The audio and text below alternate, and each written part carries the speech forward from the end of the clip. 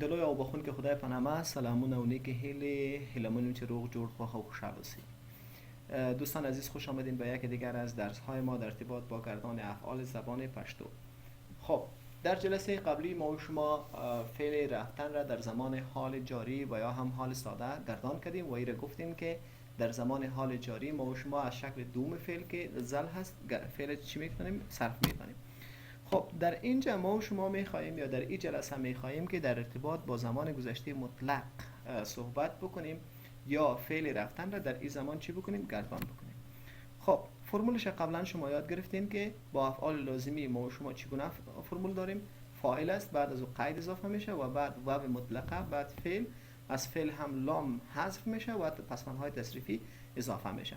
و انا گفتن امانه که در نوت چیز بر ما شما گفته شده ای است که لمتعدی فعلون سره دقت بزای که مفعول رازی با افعال متعدی، چون افعال متعدی مفعول میخوایم ما و شما در فرمول تغییرات میاریم و فرمول ما تغییر در کدام قسمت میاد؟ در قسمت قید که با جای قید ما مفعول اضافه میکنیم.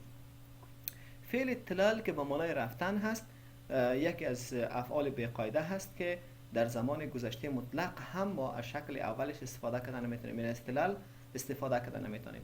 پس در گذشته مطلق ما شکل دیگر را برای تعیین کردیم که او عبارت از لاردل هست.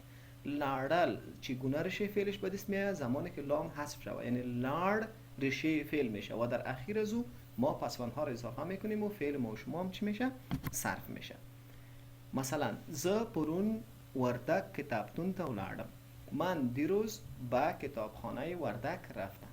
کتابتون به معنای کتابخانه. موک د احمد کور ته ولاړو. ما به خانه احمد رفتیم. برای مفرد مخاطب که جمله بگوییم، یک جمله سوالی است. آیا تل کریم سره پوهنتون ته ولاړې؟ آیا تو با کریم به پوهنتون یا دانشگاه رفتی؟ با جمع مخاطب که تاسو هست جمله چنین آمده: تاسو له ما سره کورس ته ولاړئ، شما با من کورس رفتید.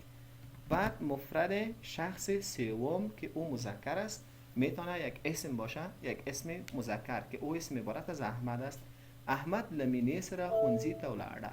احمد با مینه به مکتب رفت. و جمله بعدی ما برای مفرد مؤنث است. غوټۍ خپل ماما کور ته ولاړله. غوټۍ به خانه مامای خود رفت. و در نهایت برای جمع مذکر ما چطور میگیم؟ احمد او محمود دواړه حج ته ولاړل. احمد و محمود هر دو به حج رفتن.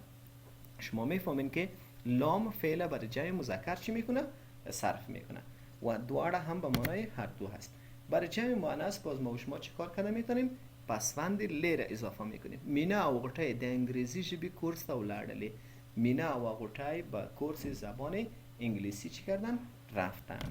و در قسمت اخیر درس هم به شما کدام کار خانگی تعیین نشده و خودتان میتونین که افعال متعدی و لازمی رو پیدا کرده و مطابق به همین فرمول صرف بکنید.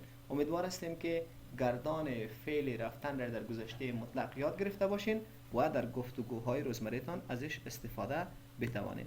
تا درس بعدی و جلسه بعدی، خدا حافظ و ناصر همه ما. دختر پامان خا وقت.